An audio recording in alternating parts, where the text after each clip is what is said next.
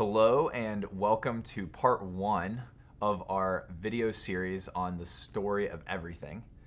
This was actually originally a 6-week teaching series that we did at our young adult ministry, The Harbor, and we thought we would make these videos to hopefully be a resource and a help to you. This is part one. It's called Creation, and it's going to be covering Genesis chapter 1 and 2.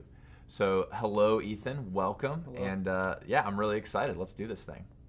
All right, so my first question to you is, where were you, do you remember where you were specifically when you first had the idea to teach through the Bible in 6 weeks, and why? It kind of was a culmination of me just thinking a lot about the idea that a lot of times people come into church and they hear a pastor talk about a specific passage. And sometimes even a pastor will talk about a specific passage and then reference all of these other verses from all over the Bible.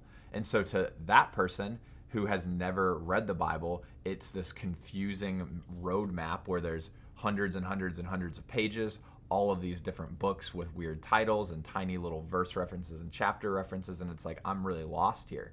And so I thought what we could do was really teach through this thing in 6 weeks, give a 30,000-foot view to the whole Bible as one story, so that A, when people are listening to a teaching, they can really understand, okay, that's where this is in the story. And then B, as people are reading the Bible for themselves, they can have confidence to read it and to understand where they are in the whole story of everything. So you did the first week, which was Genesis 1 and 2, which was essentially creation. How did you choose to break the Bible up the way you did? I mean, I think it really is thematic, and that's kind of how we broke it up. And every single story ultimately has a beginning. And so we wanted to look at the beginning in week 1. And then every single great story, all the movies that we like, all the books that we read, it has some incident that happens where everything changes. And it's sort of the fall, the broken thing that happens, which is part 2. And then the rest of the story is the hero trying to restore and redeem things that are happening.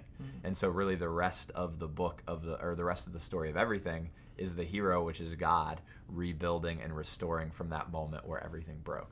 So really part 1 is just the beginning, the setup, trying to figure out where did we all come from. And I really believe you can't know where you're going until you know where you came from. And so part 1 is the beginning of that. Yeah, and you do a good job of setting things up regularly when you teach. And even before you went into the story of creation, you set it up with addressing some of people's misconceptions about the Bible. So what are some of people's misconceptions about the Bible that you felt it necessary to address up front? Yeah, no, I think that's another huge reason why I wanted to do the series, because you hear so many people throw things out like, God is a violent God, God promotes war. There's a lot of toxic things in the Bible. Yeah. And even maybe people love the idea of Jesus, but they're scared to actually encounter the God of the Bible because they're afraid of who they're going to find there. Yeah. And a lot of really the concept of the story of everything is this idea that you can't really just pick and choose parts of the Bible. You have to look at the Bible as a whole. So in week 1, you like I said, before we get into the creation story, you address misconceptions, but you also address this idea of faith. And so I think one of the biggest misconceptions is that Christianity or the Bible is the only religion that requires faith, that there's other worldviews or other religions that you can solely rely on intellect.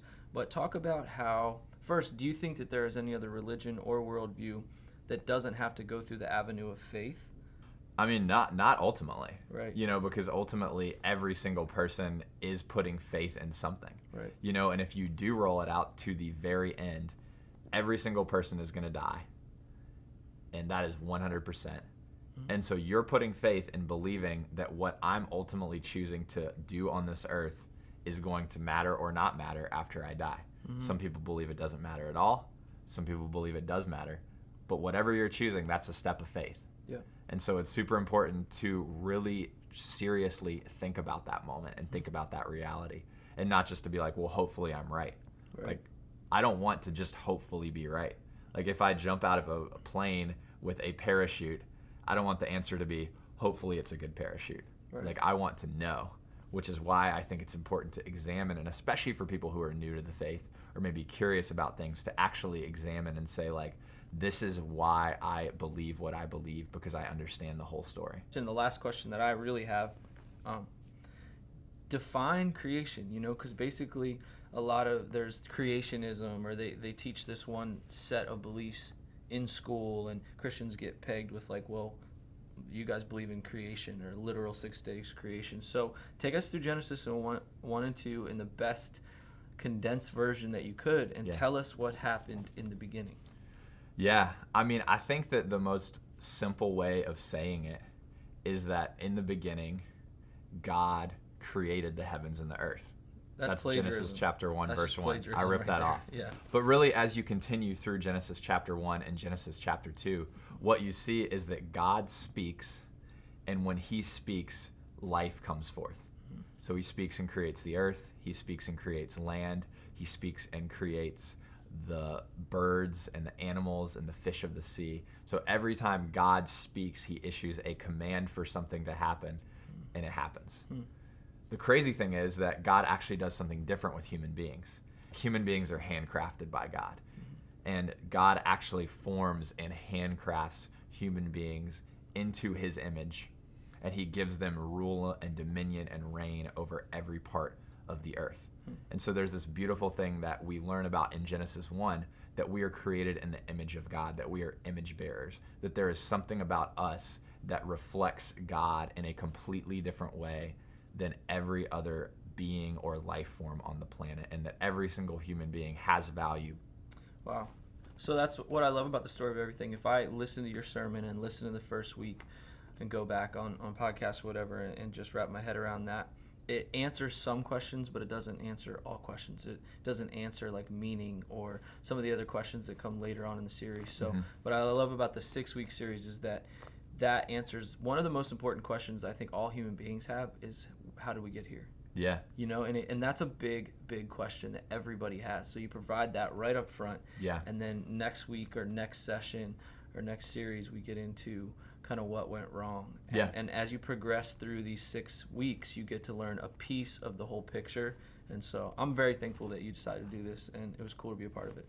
Yeah, absolutely. And I think a super important thing kind of as we move into week 2 is to realize that the last good news in the Bible before we encountered week 2, which is the fall, is this verse at the end of Genesis 2 that says that the man and his wife were naked and unashamed.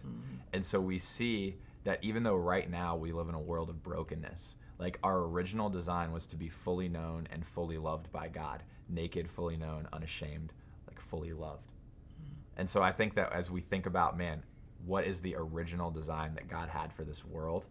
We see that it was a beautiful place, that we walk around fully known and fully loved, that we have purpose, that we have meaning, that we have a calling to do good and to build and be a part of this beautiful world. And so it's a really cool thing to think about the original thing that God created. So thanks, Ethan, for interviewing, and I'm excited for week 2. It's going to be a difficult week because it's the saddest story in human history, but check us out back again for week 2.